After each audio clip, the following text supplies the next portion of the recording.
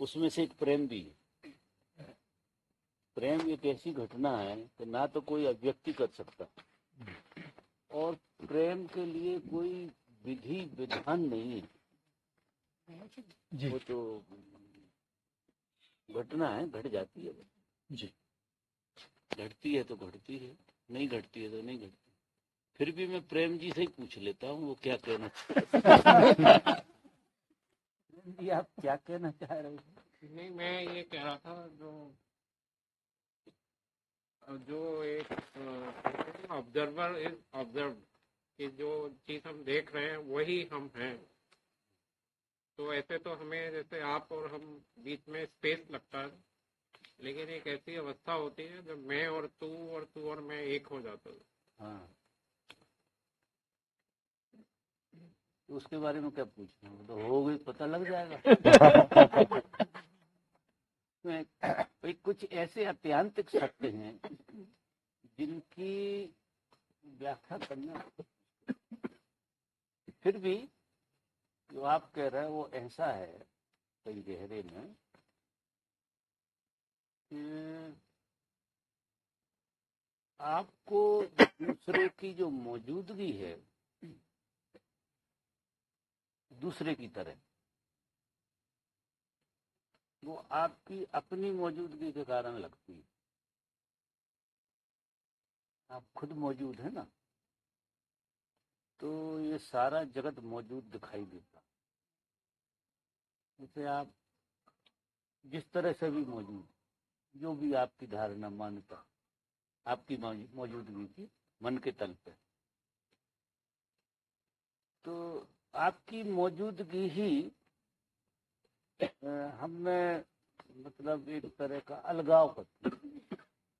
क्योंकि जैसे ही आप मौजूद हैं मन के तल पे, वैसे आप इस अस्तित्व से अलग हो गए,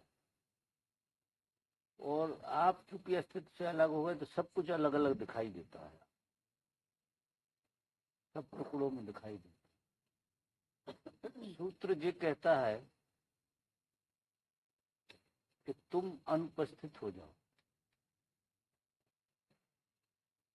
अगर तुम अनुपस्थित हो गए तो तुम में और सब जगह परमात्मा उपस्थित हो जाए। परमात्मा ही एक हो सकता है, व्यक्ति एक नहीं है। व्यक्ति अगर है तो भेद रहे। व्यक्ति की वजह से हम दुनिया को भेदपूर्ण देखते हैं। सारी सृष्टि भेद से भरी हुई खंडों में दिखती है, क्योंकि हम खुद खंड हैं। तो तुम्हारे होते होते तो जो होना ही नहीं। जब तुम होगे तो परमात्मा बिल्कुल नहीं होगा, और भेद में ही जियोगे। तुम नहीं होगे तो भेद बिल्कुल खत्म हो जाएगा, और फिर वहाँ एक उपस्थिति है जिसे परमात्मा कहते हैं, और वो उपस्थिति सारे भेदों को तोड़ देती है। कभी कभार किन्हीं क्षणों में, बहुत किन्हीं क्षणों में आप किसी के प्रेम में होते हैं और आप अनुपस्थित होते हैं। उपस्थित होकर कोई कभी प्रेम में हो तो ये क्षणिक घटना होती। ये तो एक प्रकृति दत्त कोई घटना ऐसी घटती है कि आप कभी कभार किसी के प्रेम में होते हैं, एब्सेंट होकर, प्रेजेंट होकर नहीं, एब्सेंट होकर, तो तुम्हें वो झलक मिलती है तो दूसरा भी नहीं होता। और वहां जो तीसरा एलिमेंट होता है वो प्रेम होता। प्रेम मैं और तू में नहीं हो सकता, तू और मैं में नहीं हो सकता, कोई उपाय नहीं। जहाँ मैं और तू है वहां कुछ और होता है, वहां भेद हो गया, और भेद में प्रेम का कोई अस्तित्व नहीं है। प्रेम होता अभेद में। तो तुम एब्सेंट हो जाओ, और एब्सेंट हो जा, जैसे ही हम एब्सेंट होते हैं और परमात्मा प्रेजेंट हो जाता, वो प्रकट हो जाता। हमारी मौजूदगी के कारण वो ओझल, बिल्कुल ऐसा समझो कि आंख पे एक हल्का सा वो लगा हुआ है, कंकड़ लगा हुआ है। उस कंकड़ की वजह से आपको कुछ कुछ का कुछ दिखाई दे, जो आप बात पूछना चाह रहे हो शब्दों में तो वो नहीं कही जाएगी, लेकिन कभी कभार तुम उपस्थित हो गए हो अनुपस्थित, उसमें तुम्हें इसकी झलक जरूर मिलेगी। तो जो व्यक्ति जितना ज्यादा अपने में अनुपस्थित होता है उतनी ही ज्यादा परमात्मा की उपस्थिति प्रकट होती है। और परमात्मा की जो उपस्थिति उसी को प्रेम कहते हैं, जो आपका नाम है। आपका जो नाम है ना, वो आप अनुपस्थित हो जाओ तो साकार हो जाए। लेकिन हम जीवन को किसी न किसी कारण से उपस्थित रखते, हम अपने को अपनी उपस्थिति बनाकर रखते। कोई जरूरत हो कि ना हो, लेकिन उपस्थिति आपकी आप बरकरार रखते। उपस्थिति जरूरी नहीं है कि जिस जगह पे कभी कभी ऐसा होता है कि उपस्थिति की जरूरत भी नहीं है, वहां भी आप उपस्थित रहते हैं। अकेले में भी उपस्थित रहते हैं। मन की तरह कह रहा हूँ जो उपस्थिति, मैं वो उपस्थिति नहीं कह रहा हूँ। वो तो तुम क्या उपस्थित, वो तो परमात्मा उपस्थित होता। जब तुम नहीं होते, हम कहते जरूर हैं कि हम उपस्थित हैं, हम ध्यान में उपस्थित हैं, हम साक्षी हैं, हम ऐसा है। नहीं, ये सब मन का भ्रमणा रहती है, मन का खेल है। जब तक आपको द्वंद्व द्वैत दिख रहा है तब तक आप हैं, क्योंकि आपकी वजह से द्वंद्व दिखता, आपकी वजह से द्वैत दिखता। आप हो तो जगत। जैसे ही आप हुए तो पूरा, आप देखना जब आप नींद में गहरे सो रहे होते हैं, बहुत गहरे, तो जगत पहले प्रकट होता है कि आप पहले प्रकट हो आपके लिए। जब आपकी नींद खुलती पहले तो हम ही प्रकट होते, पहले आप प्रकट हो, और जैसे ही आप प्रकट होते आपके साथ जगत प्रकट हो जाता पूरा का पूरा। जब तक आप प्रकट नहीं हुए तो कोई भी चीज प्रकट नहीं होती, सब सोई पड़ी आपके लिए। सोया था कहीं, सब चीज थी नहीं करीब करीब आपके लिए। अब आप ना हो तो कोई चीज कैसे हो सकती? इसका मतलब ये है कि जो भी आप देख रहे हो आपका प्रतिबिंब, आपके मन का ही बहुत सारा फैलाव है। आप मन को कई रूपों में देख रहे हो। मन कोई ऐसा एक रूप वाला नहीं होता। जो जिस इंद्रिय से जैसा भी अनुभव होता है आपको मन का ही अनुभव होता है। कान से होता है, स्पर्श से होता है, भाव से होता है, आंख से होता है, हर चीज से आपको मन का ही अनुभव होता है। और मन बहुत रूप खड़े करके खड़ा होता, मन का ही खेल होता पूरा। उदाहरण के लिए ऐसे समझ में नहीं आए तो आप सपने में देखो। जब आप सपने में होते तो सारे रूप मन के ही होते हैं कभी। वो आपकी पत्नी भी होता, और पति भी होता है, और भाई भी होता, और ये भी होता, और डॉक्टर इंजेक्शन सब होता। और गहरे में क्या होता है? सिर्फ मन ही होता। मन ने रूप धारण किए, तो वो तो एक बार टूट जाता है, इसलिए आपको सपना लगता है। लेकिन ये जो खेल है जहाँ तुम बैठे हुए, ये तुम्हारे प्रकट होते ही ये सब प्रकट हो गया। तो ये तुम्हारा मन ही प्रकट हो गया है बहुत रूपों, अनंत रूपों में मन खड़ा हो गया। और हर एक रूप से व्यवहार अलग अलग कर रहा है, और दुकानदारी चल रही है, कुछ हो नहीं रहा। जैसे सपने में सारे रूप मिलते हैं, लड़ते हैं, झगड़ते हैं, सब चलता है ना सपने में। और कोई नहीं है, मजा देखो आप, वो एक कई खेल है। वो बात समझ में आती है बाद में कि मेरे ही मन का फैलाव था। कलकत्ता भी मन ने ही निर्मित किया था। तुम कोई कलकत्ता नहीं गए, मन ही कलकत्ता भी हो गया था। कलकत्ता में वो तुम होके भी था, घूम भी रहा था। मजा देखो आप, कलकत्ता की तरह स्पेस खड़ा किया उसने, और तुम्हारी तरह फॉर्म इकट्ठी की, और कलकत्ता में घूम रहा है। मजा देखिए, उसे जहां घूमना होता वो स्पेस भी खड़ा कर लेता, जहाँ जाना होता वो पूरी चीज खड़ी कर लेता, और उसमें वो कुछ भी होता। यही माया, यही माया है। तो वो माया तो ऐसी है कि छूट जाती है और हम लौट आते उसमें। ये ऐसा खेल है, इसमें से हम कभी बाहर आ ही नहीं पाते। वो भी लेकिन इसका प्रतिरूप है ना बाबा, वो इसका ही प्रतिरूप है ना, प्रतिबिंब, प्रतिबिंब इसी का है ना, वो इसका ठीक प्रतिबिंब। वस्तुएं सिर्फ जैसे आईने में प्रतिबिंबित होती हैं, ऐसी सपने में प्रतिबिंबित होती है। यथार्थ की होती तो यथार्थ से मिलती जुलती है। आप कोई ऐसा सपना नहीं देख लोगे कि मंगल ग्रह पे आप चले गए हों, अनुभव ना हो जो, और जो आपको अनुभव ना हो वो आपका सपना होता ही नहीं है। वो एक अलग बात है कि तुमने एक चिड़िया देखी, एक घोड़ा देखा और एक कुछ और देखा, जो 2-3 चीजों को आपने जोड़ कर देख लिया, घोड़ा उड़ रहा, वो ऐसा देख सकते हो। क्योंकि उड़ने वाली घटना भी देखी, घोड़ा को भी देखा, कोई और घटना हो गया आपस में। वे मन में वो 3-4 चीजें एक साथ होकर एक 5वां रूप धारण कर लेती, तो आपको और उस पर भरोसा भी आता। उस समय तो भरोसा आता, इस समय नहीं। उस समय वो घोड़ा चलते चलते उड़ गया तो आप उससे राजी हो जाते कि आपने उड़ने वाली चीज भी देखी। अब ये सब प्रतिबिंब होता है पूरा, जो दिन भर हम जीते हैं, सारे दिन छोटा छोटा सा जीते हैं, जो चीजें हमारे चित्त में अधूरी रह जाती हैं वो प्रतिबिंबित होती है रात में, वही सपना होता। सपना और कोई सपना यानी प्रतिबिंब दिन का। 19-20 फर्क पड़ता है, कभी कोई पुराना भी जुड़ जाता है उसमें, लेकिन ज्यादातर तो आज का ही होता। 50% तो आपका आज का होता है। ऐसे सपने आपको रहते हैं करीब करीब। तो बाबा वो जो संसार मिटेगा तभी सपना मिटेगा, ऐसा है ना?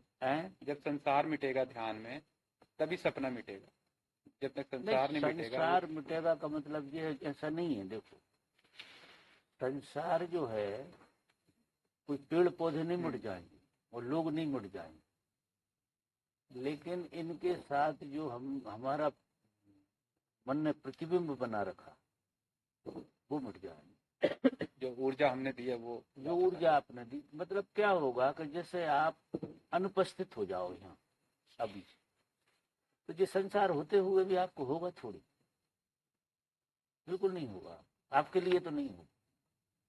क्योंकि ये है इसलिए कि आप उपस्थित, अपने मन की तरह आप उपस्थित है। तो मन की तरह उपस्थित है इसलिए ये सब दिखाई दे रहा है आपको, और उसी के विचार आ रहे, वो भाव आ रहे। अभी आप पूरे के पूरे एब्सेंट हो जाए तो ये चीजें सब बदल जाएंगे, इनका गेस्ट स्टार्ट कुछ और हो जाएगा। ये इतना डिवाइन होगा जिसका कोई हिसाब नहीं। ये सब चीजें डिवाइन हो जाएंगी, ये जैसी दिख रही है ऐसी नहीं। जो मैं एक बात कर रहा था कल, समझा रहा था किसी को, आज ही समझा रहा था सवेरे, कि मैं जस भाई के घर में मेहमान था, दिव्याना हम दोनों अटलांटा में। उनके यहाँ एक तस्वीर लगी है शंकर जी, बड़ी खूबसूरत तस्वीर। तो मैं ऐसे ही बैठा बैठा सामने बैठा तस्वीर के, तो मैं कह रहा कि क्या सुंदर शंकर जी की तस्वीर, त्रिशूल बिरसूल, बड़ा गजब का फोटो। और दिव्या बैठी वहां उस कोने में, तो वो हंस रही कि कहाँ है शंकर जी? सामने दिख रहे हैं त्रिशूल बिरसूल का, कि शंकर जी नहीं है। तो उनके क्या है, कि वो हनुमान जी है। तू मजाक मत कर यार, मेरे को शंकर जी दिख रहे हैं, त्रिशूल और सब रविछाला अपने और गौर से दिखा। और वो कह रहे कि हनुमान जी छाती फाड़े हैं और राम लक्ष्मण सीता दिख रहे हैं। यार उनका ये तो जरा ज्यादा हो गई बात। 2-3 बार मैंने हाँ कही ऐसा ही है। तो मैं उठ कर उसकी तरफ गया और मैंने उस कोने से देखा तो शंकर जी गायब हो गए। हनुमान जी प्रकट, बिल्कुल हनुमान जी प्रकट। मैंने कहा यार तू बिल्कुल सही कह रही है बात, अपन इस पर कई दिनों तक झगड़ा कर सकते। सारी जिंदगी झगड़ा कर सकता है अगर अपनी सीट से ना उठे। हाँ, सारी जिंदगी झगड़ा कर सकते, सारी जिंदगी झगड़ा कर सकते। या तुम उठ के हमारे पास आओ या हम उठ के तुम्हारे पास जाएं, तो वो एंगल जो बदला उससे बात बने। तो अब ये तो सपने में भी ख्याल नहीं कि ऐसा भी होता है। फिर वो जो औरत थी जिसके घर में हम रुके थे, वो वहां खड़ी है। वो कह रही 2 ही नहीं है।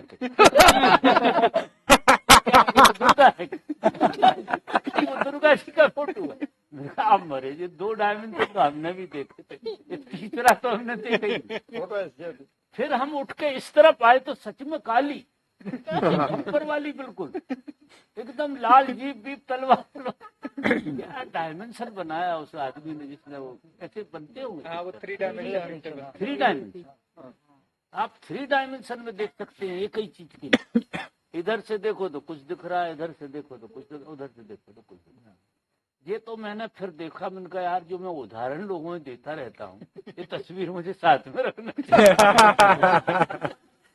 इनका यही बात तो मैं बताता रहता हूँ कि जब तुम एब्सेंट होते हो, बिल्कुल एब्सेंट, तो ये जगत जो है ना हनुमान जी हो जाता, शंकर जी गायब हो जाते, काली गायब हो जाती है। ऐसे सब तुम्हारी पत्नी अगर दुर्गा दिख रही है तुम्हें, अगर तुम एब्सेंट हो जाओ तो वो क्या हो जाएगी? भवानी हो जाएगी, पार्वती हो जाएगी, और पता नहीं क्या हो जाएगा। अब एब्सेंट होना और अपने में आना एक ही बात है, अपना होना। क्या बोल रही है? अपना होना और एब्सेंट होना एक ही बात है। एक ही बात। एब्सेंट मतलब माइंड से एब्सेंट, और प्रेजेंट यानी अपने में प्रेजेंट। तो आप एब्सेंट अनुपस्थित होकर ही उपस्थित हो सकते हैं। मतलब आप क्या उपस्थित होते हैं, जैसे ही आप अनुपस्थित होते हैं तो परमात्मा ही उपस्थित होते हैं, आप तो है ही नहीं। देखिए ना, आप मन है और ना गैर मन है। ये गैर मन भी जो है ना, ये मन का अभाव भी मन ही है। जैसे लोग कहते हैं कि विचार और निर्विचार, निर्विचार का भी विचार होता है, वहां तक भी बात नहीं बनती है। लोगों के विचार बंद हो जाते हैं और उन्हें एक विचार रहता है कि मैं निर्विचार हूं। वो भी बात पूरी नहीं हुई। आप तो पूरे के पूरे मतलब विचार होते ही नहीं है। शून्य हो गया एक बार मामला, शून्य हो गया मामला एक बार, बिल्कुल शून्य हो गया। और जब वो शून्य हो जाता है, अब शून्य क्या हो जाता है, मतलब होश के अभाव में हम उस एंगल से देखने लगते। कोई चीज ऐसी नहीं है कि थी वहां, ऐसी नहीं है, कोई चीज थी नहीं। जब दूसरे एंगल से देखते हैं तो वो चीज पूरी की पूरी गायब हो जाती, होती नहीं। ये तो उदाहरण मैंने तस्वीर का दिया, होता तो कुछ और ही है, होती तो कोई और ही अद्भुत घटना है वो। लेकिन जैसे ही तुम्हारा गेस्टाल्ट बदलता है, ये संसार परमात्मा में कन्वर्ट हो जाता है, क्योंकि गेस्टाल्ट तुम्हारा तुम में बदलेगा। जैसे ही तुम मन का अभाव हुआ और तुम प्रकट, तुम हुए, तुम यानी परमात्मा, तुम अलग से कुछ और नहीं हो सकते। या तो तुम परमात्मा नहीं हो या फिर तुम परमात्मा हो, बीच में कुछ नहीं है।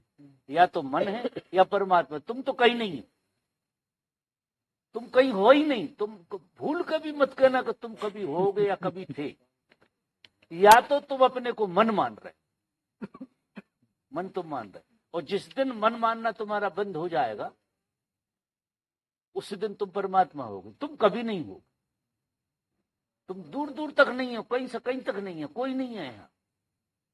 या तो माया है जिसे कहते, या तो सपना है। देखो, या तो सपना है या हकीकत, दो चीजें। या तो तुम सपने में होते हो, तो सपने में होने का नाम है मन। या तो स्वप्न होता, तुम क्या होते, स्वप्न होता, या स्वप्न से रहित एक अवस्था होती है जो जागरण है। तुम तो कहीं नहीं होते कायदे से। या तो स्वप्न होता है या जागरण होता, तुम कहाँ होते? तो तुम तो जो जबरदस्ती का पुछंदरा है तुम्हारा, जो तुम हमेशा कहते रहते हो कि मैं हूं। ये मैं जैसी कोई चीज दूर दूर तक है ही नहीं। या तो ब्रह्म है या भ्रम है, दो चीजें हैं, और तुम बीच में कहीं नहीं, दूर दूर तक। लेकिन ऐसा लगता है कि सपने में भी हम हैं, और जब सपना निकल गया तो जब भी लगता है कि हम यहाँ भी हैं, और आप मजा देखो कि दूर दूर तक हो ही नहीं। या तो परमात्मा है या फिर भ्रमणा, या तो वो रस्सी है या वो सांप। तो अब अगर गहरे में देखो तो तुम अगर ऐसे मान लें तो तुम क्या हो, तो ऐसे जरूर मानते हैं कि तुम साक्षी की तरह, ऐसे मान लेते हो। अगर तुम्हें तुम्हारा अस्तित्व रखना ही है कहीं किसी जगह, तो ऐसा अस्तित्व रख सकते हैं कि तुम साक्षी की तरह, ना तुम ये हो ना तुम वो हो, दृष्टा की तरह, तुम साक्षी की तरह। बाबा, पर जैसे आप बोल रहे हैं तो आप कहीं बिहाइंड से बोलते हैं तो समझ में आता है, बट जैसे आपने हमको बोला तो हम तो फिर वही विचारों के जाल में फंस गए उसमें ही। मतलब जैसे आप बता रहे हैं तो समझ में आ रहा है कि आप कहीं और से बोल रहे हो। हाँ, आप दिमाग से नहीं बोल रहे हो अपने। और जब हम सुनते हैं, वो जब आइडेंटिफाई हो जाते हैं हम तो उससे इमीडिएटली सुनने के बाद भी हम तो उसी जाल में फंस जाते हैं। फिर हम कैसे माने कि हम हैं या हम नहीं है, जो आप बात बोल रहे हो। उसी के लिए तो अपन ने कुछ प्रयोगों की जरूरत पड़ती है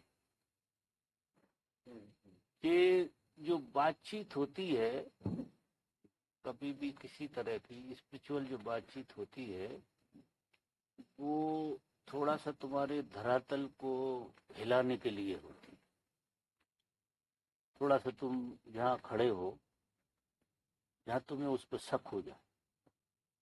कभी भी शास्त्र, वेद, पुराण या सत्संग जो हेल्प करते हैं हमें, वो ये करते हैं कि हम पे जितना भरोसा करते हैं उस पर संदेह आ जाए कि यही सच नहीं है।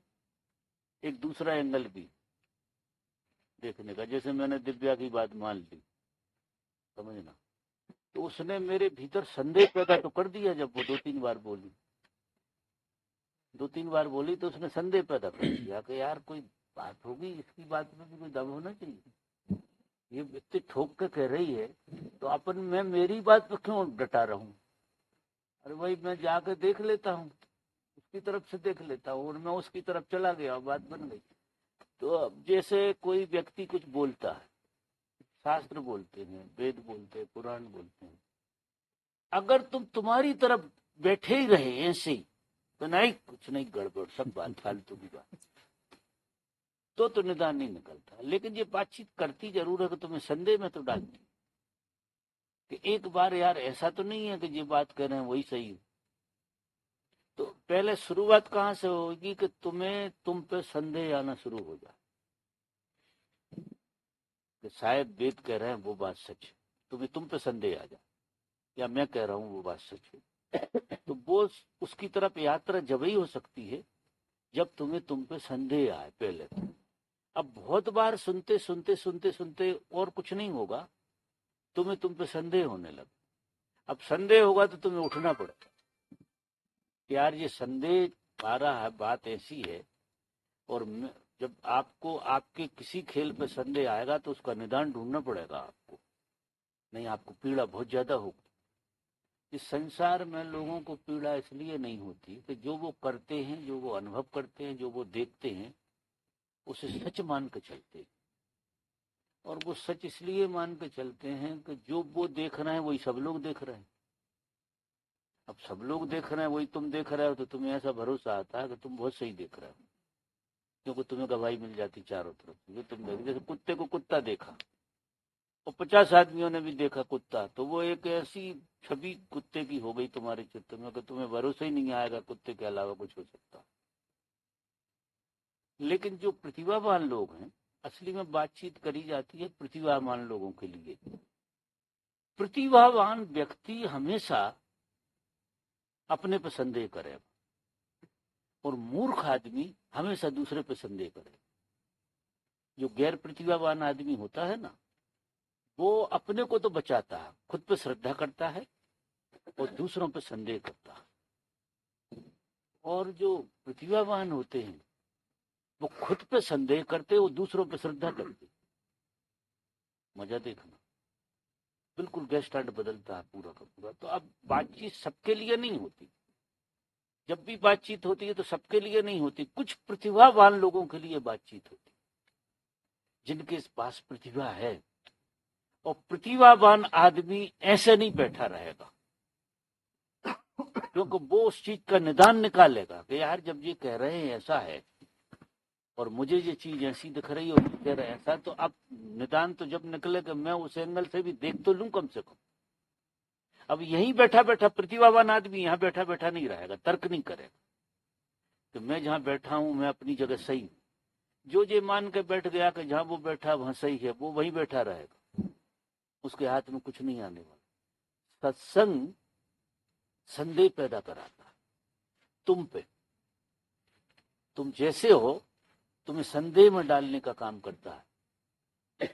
संदेह का मतलब ये होता है कि बहुत गहरे में वो तुम्हें झूठा करता है। अगर आप ठीक से ओशो की बात सुनो या किसी महापुरुष की बात सुनो, तो उसे गहराई से जब तुम सुनोगे तुम झूठे हो जाओगे। अगर ठीक से सुनी तुमने, तुम झूठे पड़ जाओगे। तुम्हारा जीवन, तुम्हारा होना, तुम्हारा ढंग, तुम्हारी सोच, वो सब झूठी कर देते। महापुरुष का सत्संग तुम्हें झूठा न बना पाया तो सत्संग हुआ नहीं। महापुरुष तुम्हें सच्चा नहीं बनाता, झूठा कर देता कि तुम झूठे आदमी। अब तुम झूठे आदमी हो तो तुम्हें सच्चाई ढूंढना पड़ेगा, क्योंकि जो झूठ तुम्हें खाए जाएगी। तुम चैन से इसलिए सो जाते हो कि तुम सत्संग ऐसे लोगों का करते हो जो तुम्हें सच्चा मानते हैं और तुम्हें तुम्हारी झूठ को प्रोत्साहन जो देते।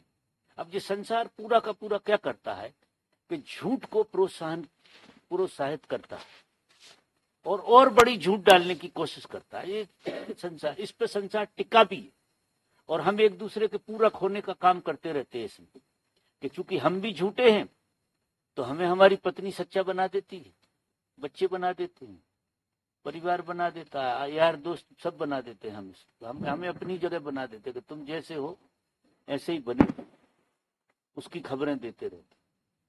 सत्संग तुम्हें बिल्कुल झूठा बनाएगा। अगर तुम ओशो का एक लेक्चर सुन लो, एक लेक्चर ढंग से, तो तुम हिल जाओगे। तुम ऐसे उठोगे वहां से जैसे कुछ खोए खोए से हो गए, जैसे तुम झूठे हो गए। तो सारे शास्त्र जो है तुम्हें झूठा बनाते, और झूठ में जीना सबसे बड़ी पीड़ा है। आदमी झूठ में नहीं जी सकता। अगर ईमानदारी से वो स्वीकार कर ले कि वो झूठा है, आप आश्चर्य करोगे, चोर अगर ईमानदारी से स्वीकार ले कि वो चोर है, किसी परिस्थिति के कारण नहीं, किसी घटना के कारण नहीं, शुद्ध ईमानदारी से स्वीकार है कि वो चोर है, चोर होने की इतनी पीड़ा होगी कि चोर होने से बाहर आ जाएगा वो। लेकिन क्या करता है चोर कि मैं चोर होना तो नहीं चाहता, अरे मजबूरी है मेरी, घर में बच्चे भूखे हैं इसलिए चुरा लेता हूं। ये समझौते।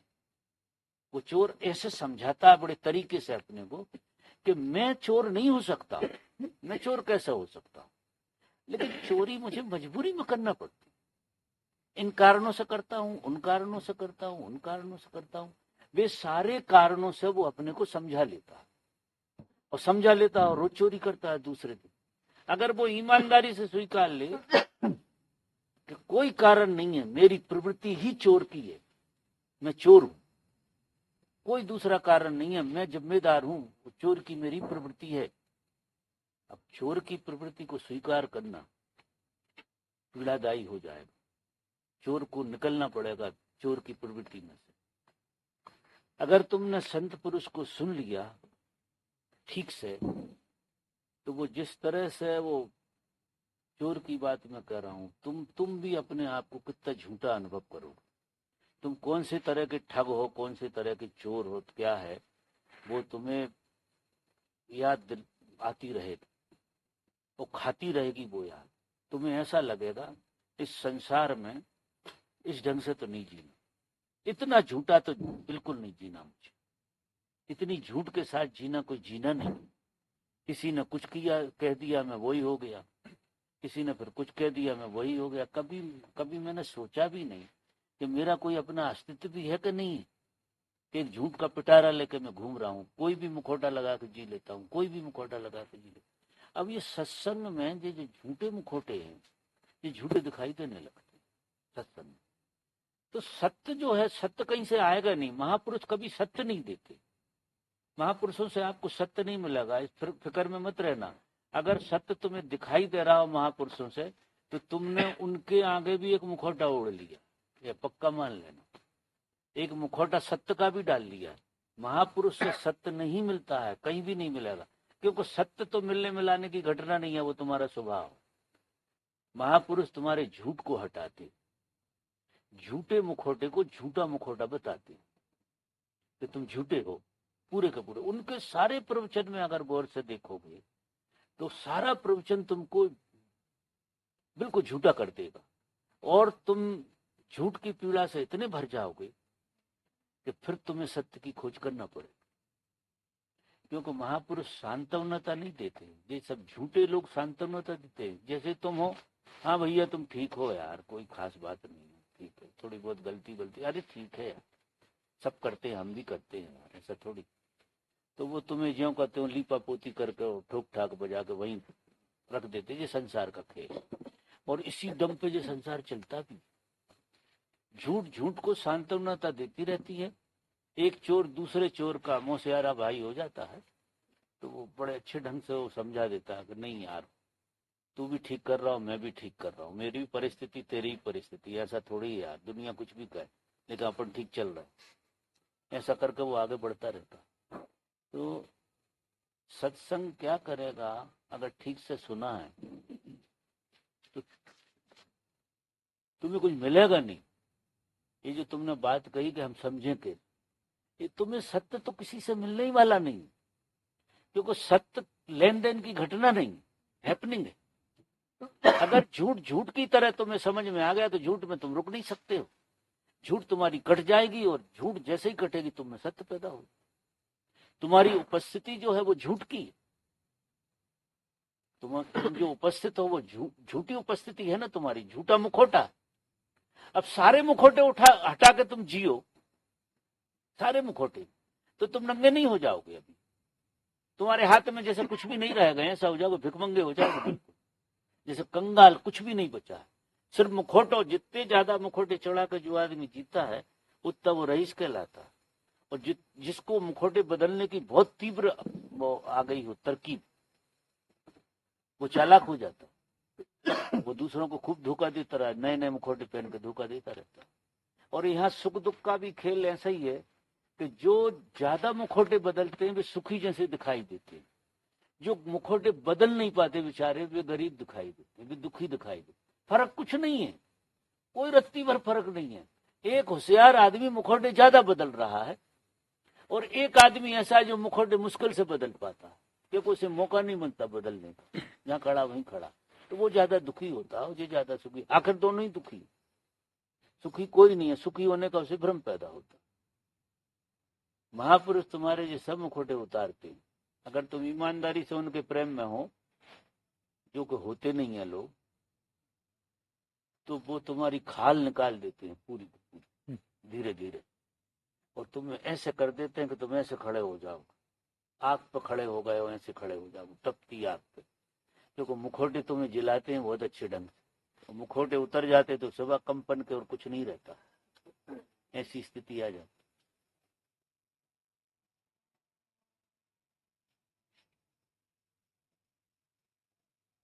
शायद बात ख्याल में आई हो मेरी, है कड़वी लेकिन है सच्ची। ईमानदारी की बात तो यही है। और बाकी जैसे ही हमें लगता है कि हम सियाने हैं, जिसको ये ख्याल रहता है कि वो सियाना वही बुद्धू, आप आश्चर्य करोगे तो किसी आदमी को घटना घट जाए तो वो महाबुद्धू हो जाता, उसे कुछ भी पता नहीं। वो ऐसी स्थिति में चला जाता है कि उसे जैसे रत्ती और मालूम नहीं। उससे कोई एकदम कुछ पूछ ले तो उसे लगेगा मुझे कुछ आता ही नहीं, क्योंकि उस खेल में नहीं जी रहा जी दुनियादारी वाले। क्योंकि दुनियादारी वाले खेल में कहीं से भी उठा लाओ, कुछ भी, कहीं से भी कोई चीज पहन लो, टोपिया। चालाक आदमी चलते चलते टोपी पहन लेता और दूसरे की बात का जवाब भी दे दे, सब कुछ कर लेगा वो, किसी की भी टोपी उठा लाए, ऐसा रहता। और जैसे जैसे आप शांत होंगे टोपी पहनना बड़ा मुश्किल हो जाएगा, आप चुप ही हो जाओ। बहुत जगह तो आप चुप ही रहो, यार भैया हाथ जोड़े हमें कुछ नहीं आता, ऐसी स्थिति हो जाएगी।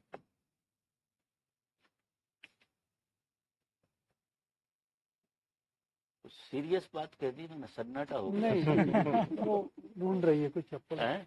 बच्ची कुछ ढूंढ रही थी चप्पल। क्या ढूंढ रही? सीरियस नहीं, बच्ची की तरफ ध्यान चला गया, वो चप्पल ढूंढ रही थी। तो आप क्या ढूंढ रहे? आप क्या नहीं, मैं आपकी बात को बता रहा। आप मेरी बात सुन रहे थे, आप कुछ ढूंढ रहे।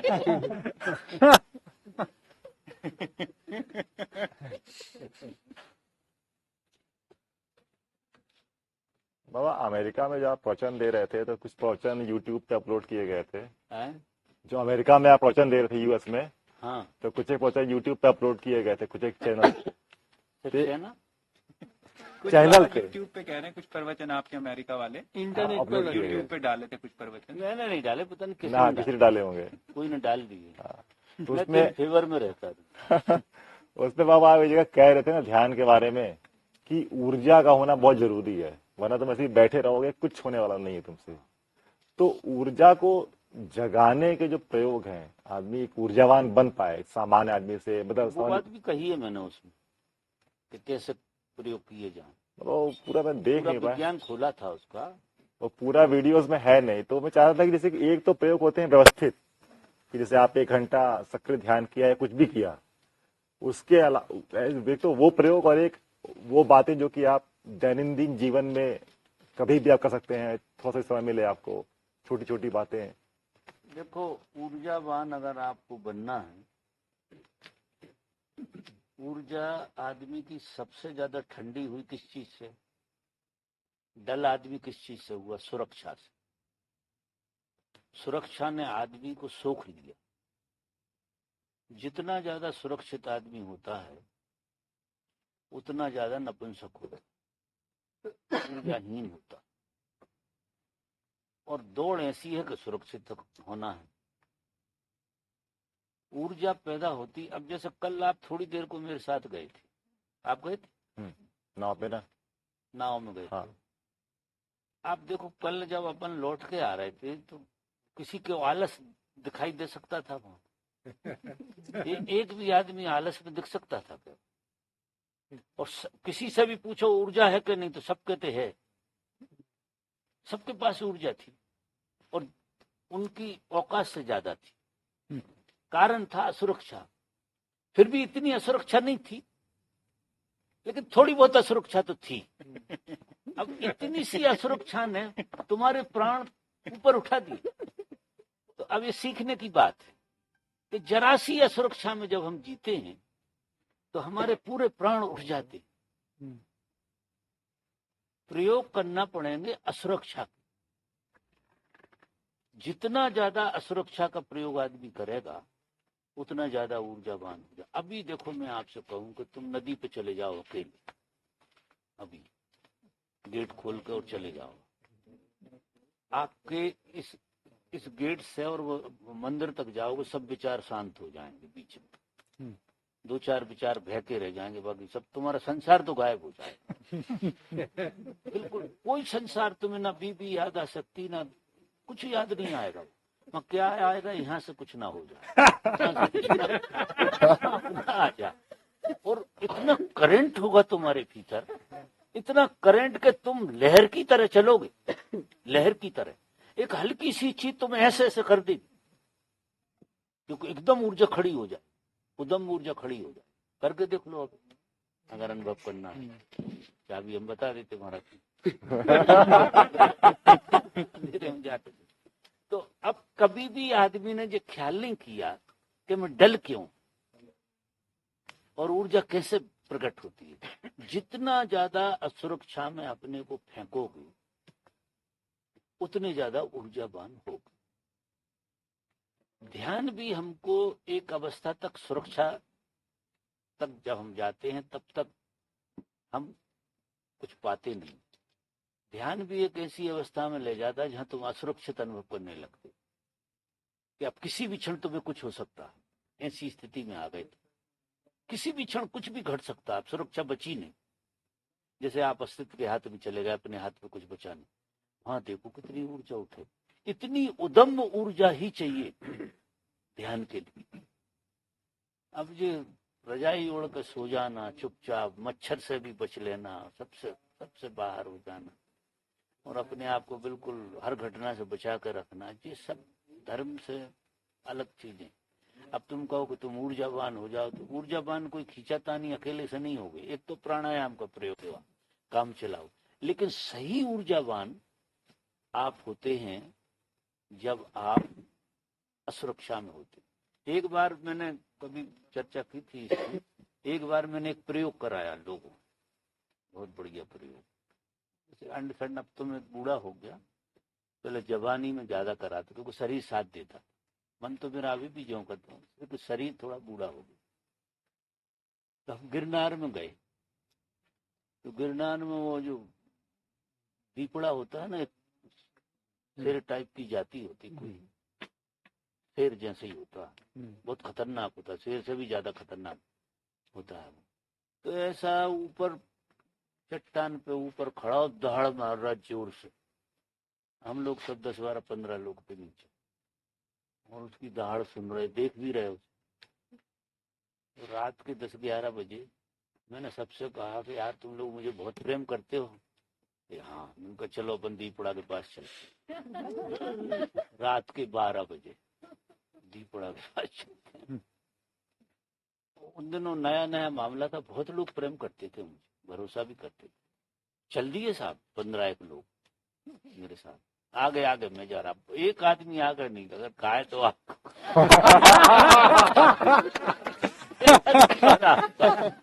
तो मैंने कहा चलो ठीक है, मुझे तो भरोसा है कि मैं एक्सीडेंट से मरने वाला नहीं हूँ, मुझे कोई शेर वेर खाने वाला नहीं, जो मुझे पहले ही मालूम है, जो शरीर ऐसे नहीं मरने वाला, इसका विज्ञान मुझे मालूम, तो ऐसे में डरता बढ़ता नहीं।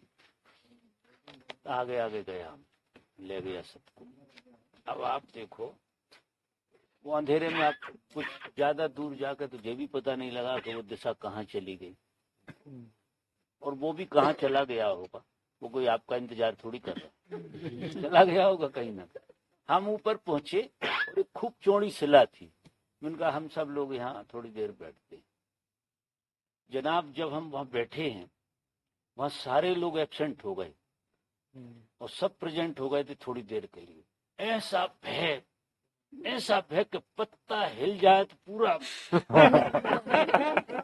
अब मैंने अगली बात कही उनसे, उनका देखो भाई, अगर एक और अच्छा प्रयोग करना हो तो मैं बहुत अच्छा प्रयोग बता, कोई क्या, मैंने कहा अलग अलग हो जाओ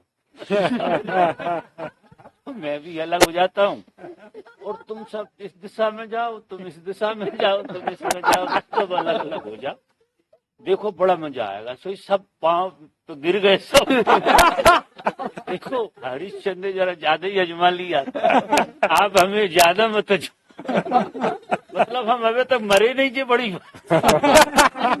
अगर आप ये प्रयोग कराएंगे तो हम सब मर गए। अगर वो उस दिन वो प्रयोग कर देते तो वे सब बुद्ध हो जाते, मैं पक्की बात कर रहा हूं। उनमें बुद्धत्व की लहरें आने लगी थी, वो थोड़ा ही सा प्रयोग और करना था और वो बात बन जाती, लेकिन वो डर गए सब लोग। उसमें व्यास जी भी थे साहब, पता है मेरे को, और व्यास जी ने तो क्या किया डरपोक बता रहे थे मेरे को, इनने एक मसाल हाथ में ले किसी ने ऐसा बता दिया होगा कि ये शेर है, ये चीजें हैं, तो आग के पास नहीं आते, तो अपनी सुरक्षा के लिए एक हाथ में ली व्यास जी, अब वो हाथ में लेके जा रहे हैं लोग, मतलब अधजली लकड़ी ऐसे हाथ में लेके दिख रही आग, और उसकी दम पे चल रहे, वो सहारा ले लिया। लेकिन जब वो पत्थर पे बैठ कर बात हुई तो वो तो गजब की बात, ऐसा मैंने भी लोगों को इतने ऊर्जा में नहीं देखा, क्योंकि वो असुरक्षा का गजब का प्रयोग था, बहुत ही गजब का प्रयोग था। मतलब उसके बारे में सोच के भी आदमी को जरा ऐसे हो जाए, और रास्ता भी नहीं कोई, जो पांव जहां रखा हो गया वही रास्ता, जो पत्थर आएगा उसी को सीढ़ी बनाना है, सबको चढ़ना है, काली अंधियारी रात है और अज्ञात है पूरा का पूरा रास्ता। आप देखो पांव से लगा के यहाँ तक ऊर्जा बिल्कुल जागी हुई सबकी, सबके अंदर ऐसा जागरण, ऐसी अदम्भ ऊर्जा, 3-4 दिन नहीं सो पाए लोग बाद में इतनी ऊर्जा से भरे रहे। तो असली में ऊर्जा उठती है असुरक्षा में। ये साधु लोग कितना असुरक्षा का प्रयोग करते हैं, गजब की असुरक्षा का प्रयोग किया है लोगों ने अपने ऊपर, शेरों के पास चले जाते हैं इसलिए सुरक्षा। हमें तो सांप दिखा जाए तो प्राण निकल जाते। ये अपना स्थान भी बहुत बढ़िया है, अगर भीतर घुस जाओ इसमें खोए में इधर नीचे सरक जाओ थोड़ी दूर, आप पेड़ पर टंग के खड़े हो जाओगे, ये लगेगा यार नीचे पाँव में तो गड़बड़ रहेगी, पेड़ पे जाके बैठ जाता थोड़ी सुरक्षा पेड़ की मिल जाएगी आप, या किसी चीज से लटक के खड़े हो जाओ, कम से कम नीचे का उपद्रव तो नहीं, क्योंकि ऐसा लगेगा कुछ ना कुछ होने ही वाला है, लगता है कि नहीं। तो जितनी ज्यादा असुरक्षा होती है उतनी ज्यादा जीवंतता होती है आपके अंदर, और भय आपका विदा होता है, क्योंकि हमें सुरक्षित किया है भय ने। सबसे ज्यादा हमारे चित्त में जो चेतना का भास है वो भय रूप में, भय सबसे ज्यादा। पूरा आदमी ऐसा देखो तो भय से ही भरा हुआ, जरा जरा सी चीज से डरता है। तो मैं नहीं कह रहा हूं कि इतने बड़े बड़े प्रयोग किए जाएं, तो कभी कोई मर ही जाए तो आफत हो जाए, वो नहीं कह रहा हूं, क्योंकि कभी कभार घबराहट से भी मर जाता है यार। सांप नहीं होता और रस्सी में पांव उलझ जाता, उसमें सांप समझ के मर जाता। कहते हैं 97% लोग सांप से सिर्फ डर के कारण मरते, 3% सांप होते हैं जो जिनके जहर से मरते, 97% तो डर से मर जाते। सांप ने काटा ही नहीं होगा, कोई और चीज की रगड़ खा गए होगे और इतने भयभीत हो गए मर गए। ऐसा खेल। और भय आपकी चेतना को पहले सिकोड़ता है और अगर संकल्प बना रहा तो फैला देता। जब भय से पार हो गए ना आपको सबसे ज्यादा मजा आएगा। ऐसे अंधेरे रास्ते में से जब रास्ता पार करके उस तरफ पहुंचोगे तो आप बहुत जीवंत अनुभव करोगे। अभी जाकर देख लो, इतने जीवंत हो जाओगे आप, क्योंकि समग्रता आती है उसमें। हमें भय समग्रता में लाता है एडवेंचर। तो एडवेंचर तो हमारी जिंदगी में बचे ही कहाँ है यार। कितनी सुरक्षा में जीते हैं, बोलो जीते हैं कि नहीं? और कोई सुरक्षित है क्या यहाँ? कितनी सुरक्षा कर रहे हो, फिर भी असुरक्षा तो बनी रहती। अरे असुरक्षा का भाव तो बना ही रहता है ना। कितनी सुरक्षा कर लो आप, फिर भी असुरक्षित रहते। तो वो तो सुरक्षित वो होते हैं जो असुरक्षा को स्वीकार कर लेते, वो बिल्कुल सुरक्षित हो जाते। अब मिलिट्री पे जो आदमी वहां बम फूट रहे हैं उसने स्वीकार ही कर लिया है, बिल्कुल असुरक्षा को स्वीकार कर लिया। उसके बगल में लोग मरते रहते हैं, बम फूटते रहते हैं, वो खड़ा रहता है। वो अलग बात है कि उतना उन्हें जड़ कर देते। वो दंड बैठक को शीर्षासन करा के लेफ्ट राइट करके उनका ब्रेन सुला देते। तो वो संवेदना नहीं होती उनकी, लेकिन खड़े तो रहते हैं। मिलिट्री वाले सबसे ज्यादा संवेदनहीन हो जाते हैं, वो लेफ्ट राइट कर। अभी आने वाला 2-3 दिन एक आदमी पुलिस वाला, वो सब सुना है। एक पुलिस वाला हमारा पंजाब से आ रहा है, वो कह रहा था कि जब हमारी वो ट्रेनिंग होती है तो वाकई हमको बिल्कुल बेकार कर देते। वो पूरा किस्सा बता रहा था कि बिल्कुल ब्रेन का काम बिल्कुल नहीं आपका, तो ही आप सलूट मार सकते, नहीं गला पकड़ लो। सलूट की जगह आप किसी का गला पकड़ो अगर संवेदना बची। आ रही है आपकी समझ में बात? नहीं आई? आ रही। एक बार मैंने एक छोटा सा प्रयोग किया इस तरह का। एक बार एक आश्रम में गया था बाबा अल्मोड़ा के पास। उस आश्रम में शेर आते हैं आसपास से, मतलब कभी कभार आते हैं। तो वहां मैं रुका था, एक रात में मुझे जाना पड़ा यहाँ से 10 कदम दूर पे पागल। मतलब अभी तक मुझे याद है कि वो कैसे गया कैसे आया, एकदम पूरा शरीर कांप गया था। अब आपको जो पता लग गया कितनी ऊर्जा होती है, फिर आप क्यों पूछ रहे हो कि ऊर्जा कैसे? तुम्हें अनुभव तो है ही। तो ऊर्जा पैदा असुरक्षा में होती। आधे घंटे सोचा था कि जाऊं ना जाऊं, तो किसी तरह गया। मजबूरी में जाना ही पड़ा होगा, लेकिन जानने के बाद बहुत ताजगी रहती है जनाब। हाँ, बाद में 2 दिन नहीं सोना मुश्किल हो जाता है, एकदम प्राण सोए हुए जाग जाते, ऐसा खेल रहता है।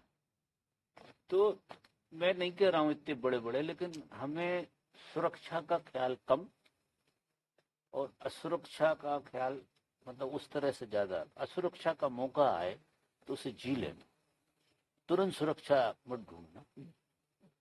कुदरती आप आयोजन मत करो, लेकिन कुदरती कोई असुरक्षा आ गई हो तो उस असुरक्षा को जीना करो, तो आप में चेतना आ जाएगी जबरदस्त। चेतना का सूत्र ही मैंने तो जिस ढंग से जाना और जिस ढंग से साधना की है, उसमें जितनी अदम्य ऊर्जा मेरे जीवन में पैदा हुई वो असुरक्षा से, साधना से कम, असुरक्षा से ज्यादा। और ऐसी ऐसी असुरक्षा में जीना हुआ है कि आर पार का काम हो जाए, और उसमें प्राण पूरे के पूरे खड़े हो गए।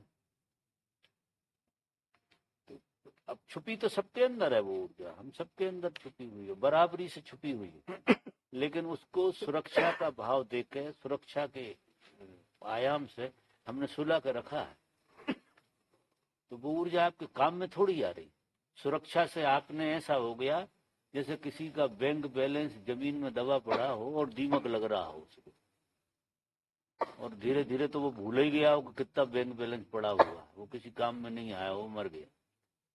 तो ये जो सुरक्षा क्या करती है कि हमारी सारी ऊर्जा भीतर दीमक खाती रहती, काम में नहीं आती। और हर आदमी में बहुत जबरदस्त ऊर्जा है। मैं कह रहा हूं समान रूप से सब में ऊर्जा है, किसने कितनी दबा रखी है, बस वही बात है। कभी कभी क्रोध में कैसी निकलती, कहां से आ जाती? कोई क्रोध विरोध का खेल होता है तो कैसी भवक के आती है, मजा आ जाता, देखने जैसी होती। मरे में जान आ जाती क्रोध जब आता, नहीं आती? बिल्कुल मुर्दा भी पहलवान हो जाता अगर जोर से क्रोध आ जाए, कोई बात ऐसी अनहोनी हो जाए तो मुर्दे को भी लगता है आज तो जो हो सो हो जाए देख ही लेते हैं अपन। ऐसा हो जाता कि नहीं? वो ऊर्जा आती कहां से? आपके भीतर समाई है ना ऊर्जा, वही प्रकट हो रही। अब उसे सृजनात्मक ढंग से पैदा करना, असुरक्षा के प्रयोग होश से करना चाहिए, ऐसे नहीं होश से। आप जान के कर रहे हैं, जान के खतरे में जा रहे हैं, और होश आप रखे हुए तो पूरी ऊर्जा सृजनात्मक हो जाएगी आपके भीतर, और आपको इतना मजा आएगा कुछ पूछो।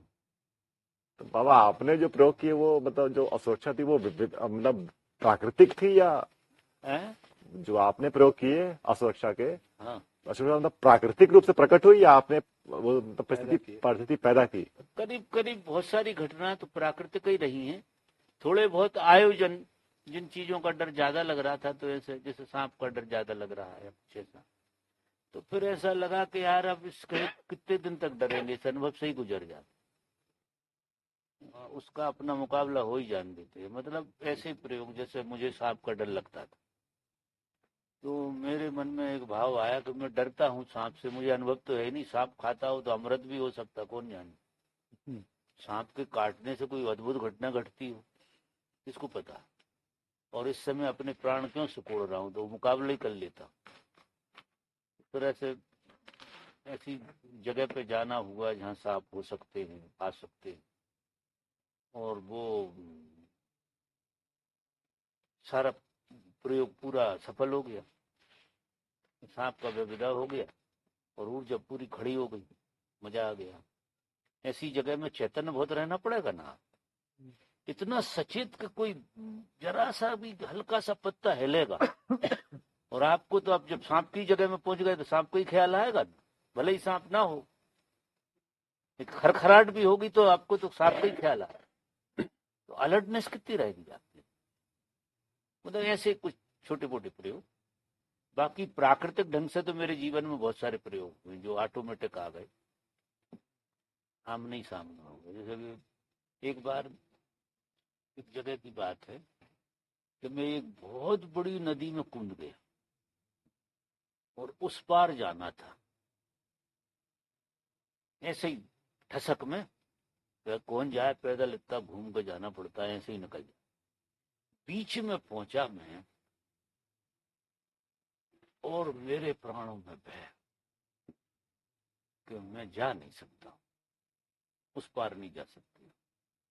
ऐसी स्थिति के बस अब हाथ पैर चलाने की स्थिति रही नहीं, ऐसे सब, और ऐसा लगा कि अब उस पार जाना असंभव है। फिर वो घटनाएं घटी ऐसी, जब मैं उससे जुड़ गया था, फिर वो एकदम ख्याल आ गया तो ऐसे सीधा लेट गया। मुझे वो कला आती थी बिना तैरे लेटने की। अब फिर ख्याल आ गया कि यार ये जो नदी है इस तरफ बह रही है कि इस तरफ कहाँ बह रही, कुछ समझ में नहीं आ रही। और उसमें क्या होता है कि आप पानी में जब तैरते हैं तो इतना सा सर आपका निकला होता है इतना सा, और पूरा आप डूबे होते हैं तो वो बहुत दूरी दिखती है, से, वो इतने सर से देख रहे हैं, तो वो किनारा इतनी दूर दिखता है आखिरी का, जिसका फिर मैंने पलट के देखा तो जो किनारा भी इतनी दूर दिख रहा कि यार अब फंस गए, बीच में आ गए। उस दिन जो मेरी हालत हुई है पूछो। तो ऐसे एडवेंचर कभी कभी थोड़े से किए, पूरी नाव ही हिल गई, पूरा सब कुछ हिल गया, पूरे प्राण धड़क। जब मैं किसी किनारे जाऊं तो 1 घंटा तो हिल नहीं पाया, बड़ी मुश्किल से किनारे को पकड़ा, बिल्कुल जैसे आखिरी सांस जाने वाली, और वो किनारा आ गया। और फिर वहां जाकर 1 घंटा तक तो जैसे समाधि लग गई ऐसी स्थिति। लेकिन ऊर्जा इतनी होती है कि कुछ पूछो मत। जी मतलब ऐसे हो गए प्रयोग नादानी में। अगर मुझे ख्याल होता कि जी बहुत लंबा पाठ नहीं होगा तो नहीं जाता मैं, लेकिन मुझे लगा अरे ठीक है यार चलेगा, उसका वो मापदंड नहीं कर पाया। जब बीच में पहुंचा तो लगा कि बहुत दूरी है यार, ये तो गड़बड़ है मामला, कुछ गलत निर्णय हो गया। और आपका संकल्प टूट जाए फिर देखो आपकी हालत कैसी है कि नहीं। ऐसे छोटे मोटे प्रयोग, कोई बड़े नहीं। कोई सांप के हाथी के सामने, उसके सामने खड़ा नहीं हुआ, शेर के सामने बिल्कुल जाकर खड़ा थी, ऐसा मौका मुझे नहीं था। ढूंढे हमने इधर उधर, शेर मिले ही नहीं कभी। तो मिलते नहीं है शेर, अक्सर जंगलों मंगलों में तो जाते थे, शेर मिलते। खैर वो मेरी बातें छोड़ दो आप, उन बातों में कोई मतलब नहीं है, ना तुम कर सकते हो, वो बातें फालतू की भी है।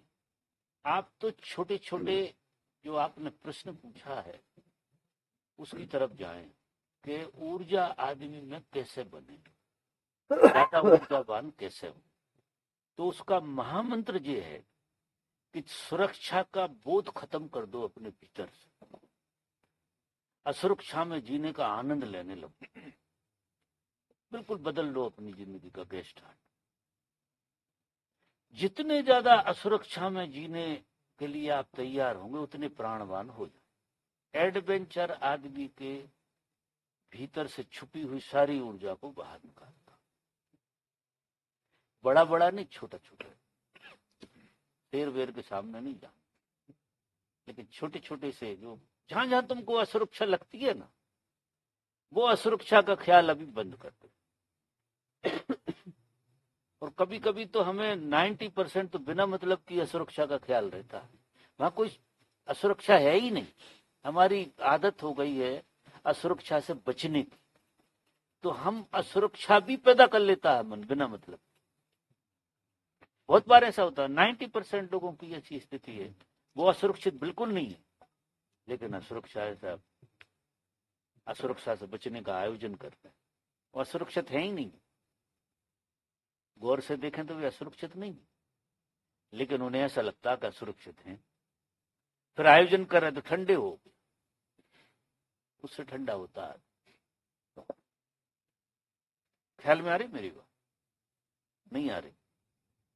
जो आप कहते हो ना आपके अंदर भय है, 2-3 बार नदी पे चले जाओ, बिल्कुल ठीक हो जाओ। मोबाइल ले मत जाना मत ले जाना, और मोबाइल अच्छा ज्यादा दूर मत जाओ, हरी बेंच पे जाके बैठो। वो हरी बेंच है ना अपनी, रात भर उस पे बैठ के देखो जरा क्या क्या आता है आपके सामने, क्या क्या एनकाउंटर होगा। ज्यादा दूर जाने की जरूरत है, हरी बेंच पे जाके बैठ, नींद आए तो उसी पे सो जाना, तो कपड़ा ले जाना साथ। अब ये प्रयोग तो हो सकता है। हाँ बाबा, ये तो हो भी यही है। तेरे से नहीं कह रहा तेरे थोड़ी कह, इनकी बात, इनके लिए यही बहुत बड़ी बात है। क्योंकि जो बहुत बच बच के जीता है ना, उसे तो छोटी सी असर, ये गेट के बाहर वाले रास्ते पे इस पे घुमा दो ना, तो वो मंगल के घर से लौट के आते में अल्लाह गुल्ला हो जाए।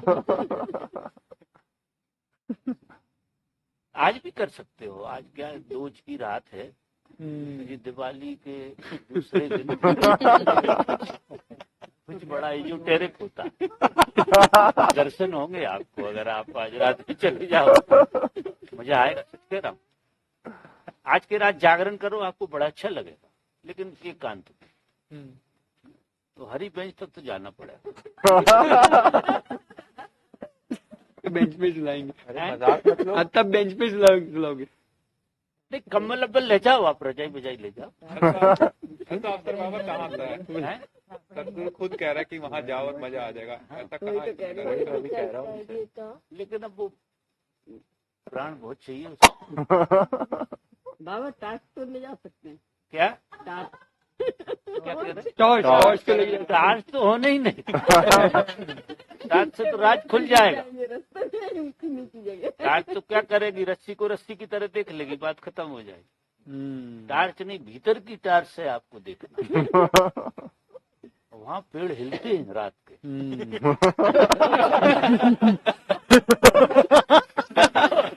आज तो ज्यादा हिलेंगे।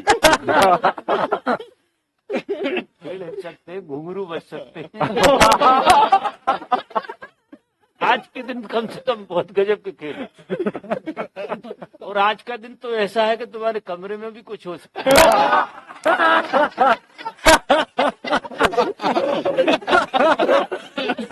पलंग पे। आज का दिन बहुत महत्वपूर्ण।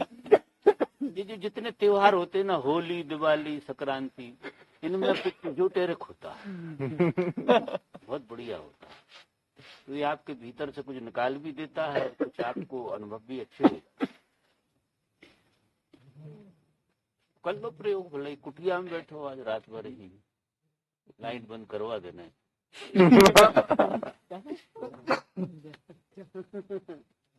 आपने देखो बात प्रश्न पूछा था, मैंने पूरा उत्तर तरीके से दे दिया कि ऊर्जाएं से पैदा होती। आज ही कर लो जी प्रयोग, तो प्रश्न कभी नहीं करोगे कि ऊर्जा कैसे पैदा होती। ये प्रश्न पैदा हो जाएगा।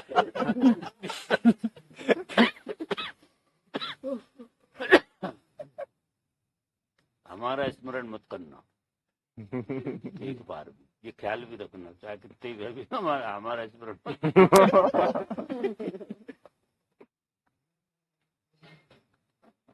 क्या बज गया? 10 बज गए, 9:30 बज गए। और कोई प्रश्न किसी का है? आज की रात तो प्रयोग के लिए है। आज अच्छा अपन सभी प्रयोग करते हैं, इनका तो ये बहाना हो गया। सब आश्रम में रहकर लोगों को कुछ हल्के हल्के प्रयोग करना चाहिए। ऐसे आश्रम बड़ा सुरक्षित है, लेकिन इजोटेरिक ढंग से तो कुछ भी हो सकता है ना, क्योंकि उनको कोई गेट वेट खोलने की जरूरत नहीं पड़ती। जो सूक्ष्म शक्तियां हैं, अब उनके लिए गेट थोड़ी खोलना है, तो बिना गेट के प्रवेश करते। ऐसे सुरक्षित है आश्रम। इस तरह की परेशानी नहीं होने वाली। तो बाबा क्या प्रयोग करना चाहिए फिर आज? क्या आज क्या प्रयोग करना चाहिए? किसको? आप बोल रहे हैं ना आज सबको करना चाहिए। उस पे सो जाओ चबूतरे पे रात भर।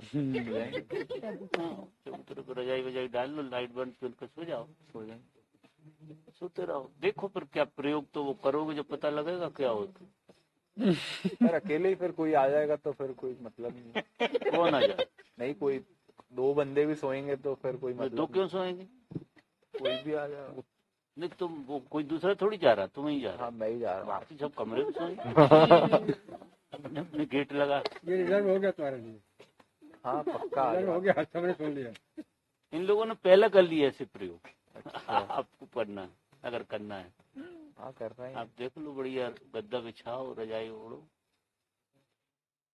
सोना नहीं है, लेकिन रात भर सोओगे नहीं, 3-4 बजे तो ऐसे ही कुछ दिखने लगे। हाँ वो तो एलुसिनेशन वैसी हो जाएगी। नहीं, हाँ।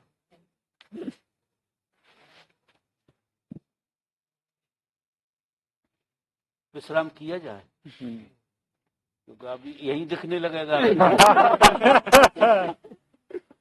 एडवेंचर यही दिखे। प्रेम जी आपको तो कुछ नहीं दिखेगा। कंबल उड़ के आए। वो तो खुद ही ओढ़ के बैठे हैं। वो तो खुद ही ओढ़ ओढ़ के बैठे हैं। अच्छा मित्रों, शुभ रात्रि।